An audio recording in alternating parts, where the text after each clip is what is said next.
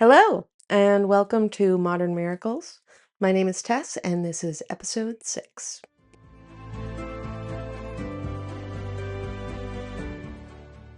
As you can see, we're in a different place today. My wonderful brother uh, informed me that my background was too boring.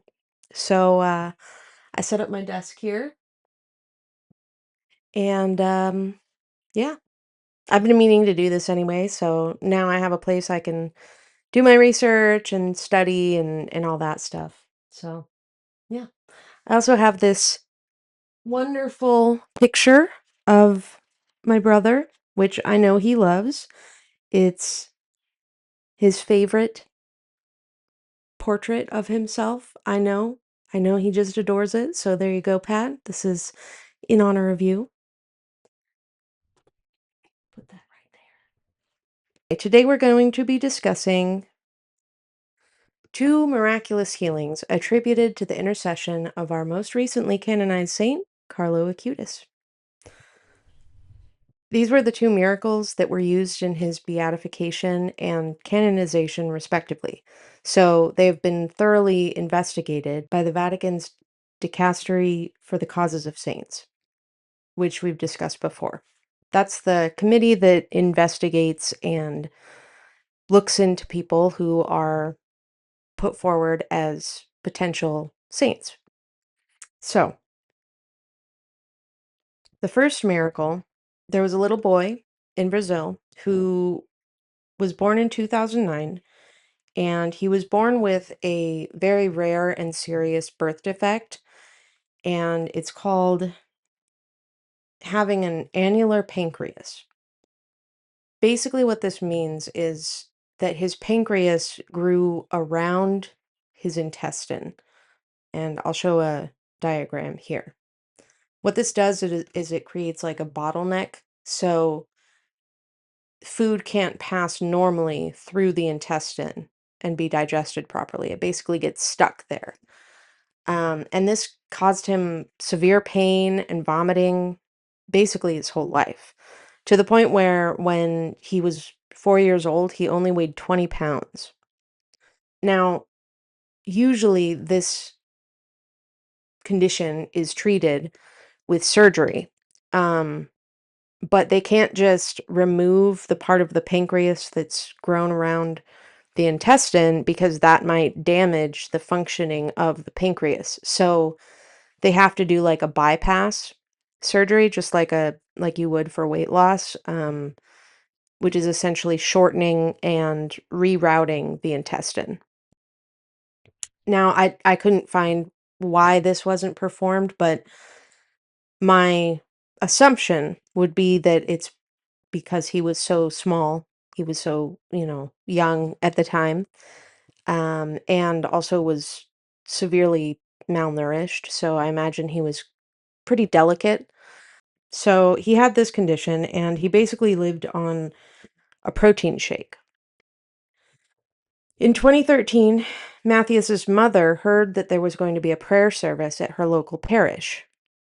And at this, there would be relics of Carlo Acutis, who at the time had a cause for sainthood, but had not been beatified. But they were inviting people to come and ask him for intercessions at this service. So she decided to start saying a novena to Carlo, and she brought her family to this service. And I have a quote here from Father Nicola Gori, who was the priest responsible for promoting Carlo's sainthood.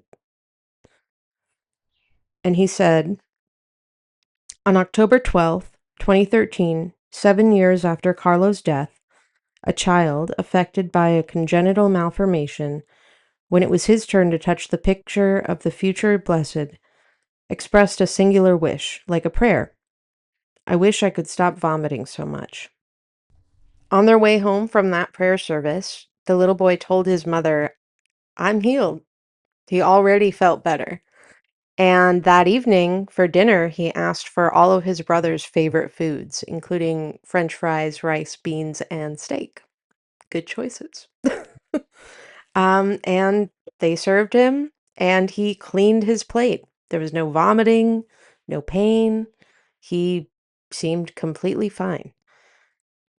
So his mother, of course, took him to the doctor, and the doctors were completely baffled. They had no idea how this happened. This condition doesn't just go away like that. I mean, it's to the point where his organs had changed shape. Um, so, it, it it's beyond it for some reason, it's beyond just an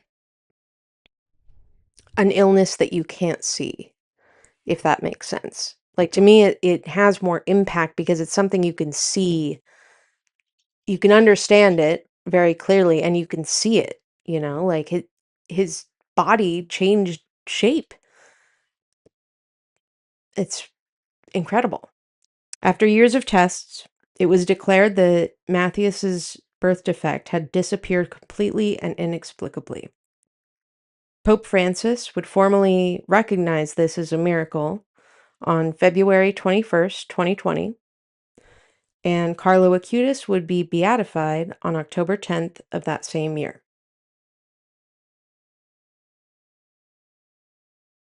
The second miracle took place in July of 2022. A young woman, Valeria Valverde, who was originally from Costa Rica, was studying in Florence, Italy, when she had a bicycle accident, and had severe head trauma. She was rushed to the hospital, and they performed an emergency craniotomy, which is the surgery where they remove a portion of the skull to relieve pressure. Um, in this case, due to bleeding and swelling. But even with that, her brain remained swollen and bleeding, and she was in very critical condition. She couldn't breathe on her own. She needed help breathing with life support machines, and she was in a coma. So the doctors were very unsure of how this would play out. A few days after the accident, her mother visited Carlo's grave, which is in Assisi, Italy, famous in its own rights, to ask for his intercession. And that same day, Valeria woke up from her coma and began to breathe on her own. And she regained consciousness and could speak, and there was no lasting brain damage or anything like that. The doctors performed a CAT scan, and the bleeding had completely stopped, and there weren't even signs of bruising on her brain. With a lot of brain trauma injury situations, there's generally a long rehabilitation period, especially ones this serious. And they assumed that would be the case for her, but she was discharged from the ICU within 10 days of the accident. And after only a week of rehab, she was discharged.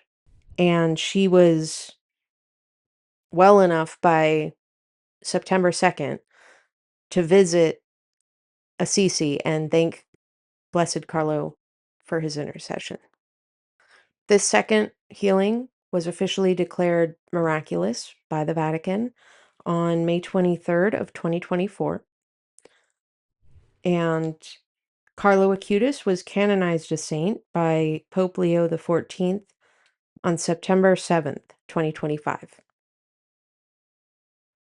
St. Carlo is particularly special to me personally because I didn't know this at the time, but he was actually canonized about a week, 10 days or so before I started attending OCIA last year.